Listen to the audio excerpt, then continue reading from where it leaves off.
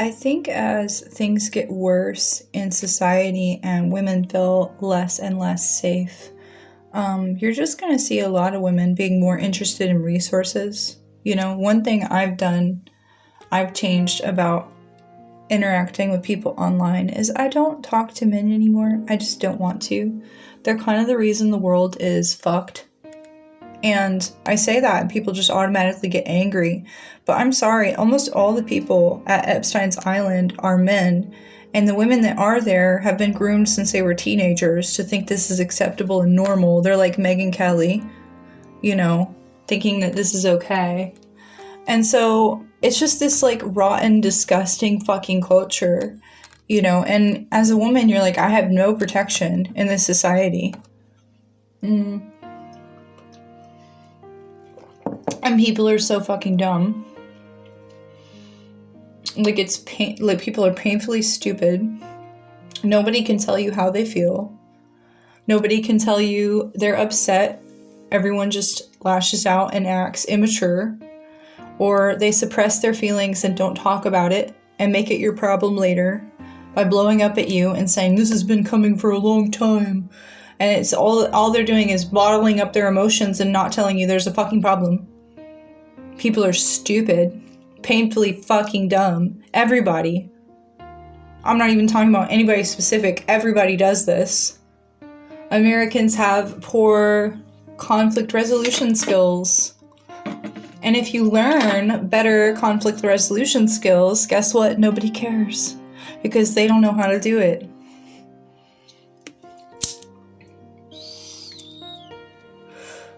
And you have all these people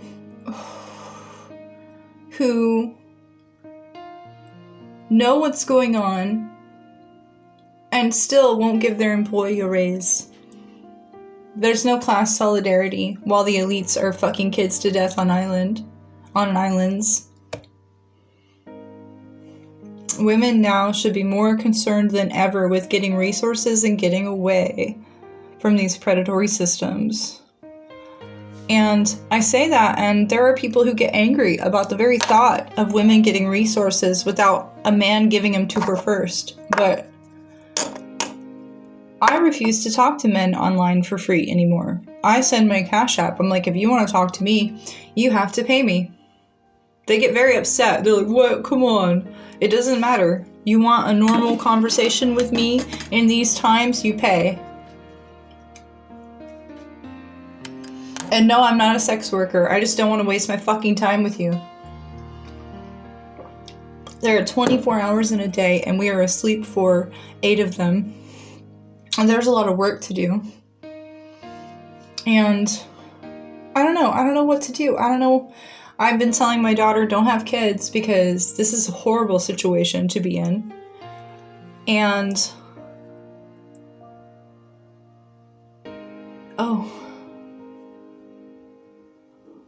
bird.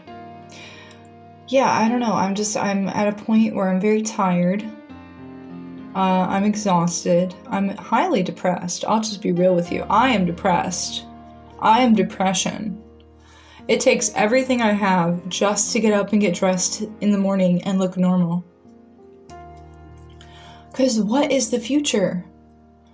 You know what I mean? I'm thinking about, like, if they are going to just so obviously push for slavery of women and children, then we need assets. You know, like assets. And you think about the fact that in Iraq and Iran, when the Muslims took over and the cult took over, they shut off all the women's bank accounts. And that means you need cash. That means you need gold. Men are not thinking like this. Men know that if things go south, they get to be the ruler of their little kingdom or their little home. I'm thinking about what toxic plants can I put in my fucking garden, because no one's gonna rule me. Men don't think like this. They don't have to. Women are in a collective survival state right now. We are extremely concerned. They're coming after the children, you know?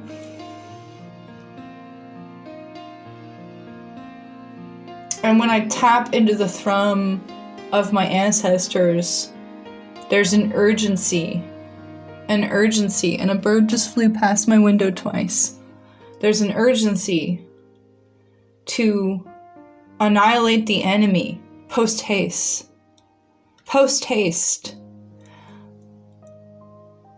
And a bird flew past for a third time.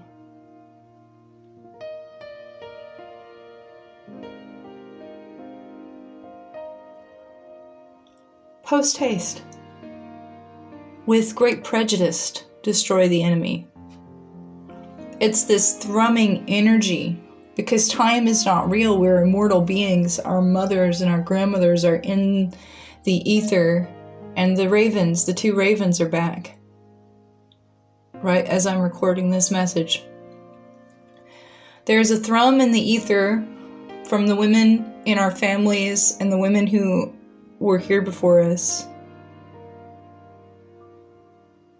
And it's very powerful. And men don't hear it, and they have no reverence for the women who do hear it.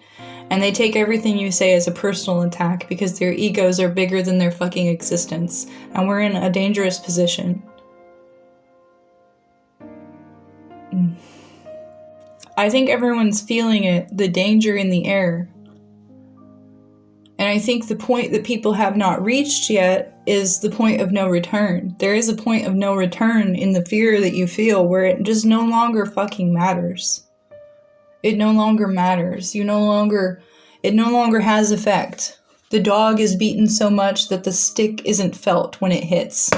You know what I mean? And collectively, I think women are reaching that point where they're like, you know what?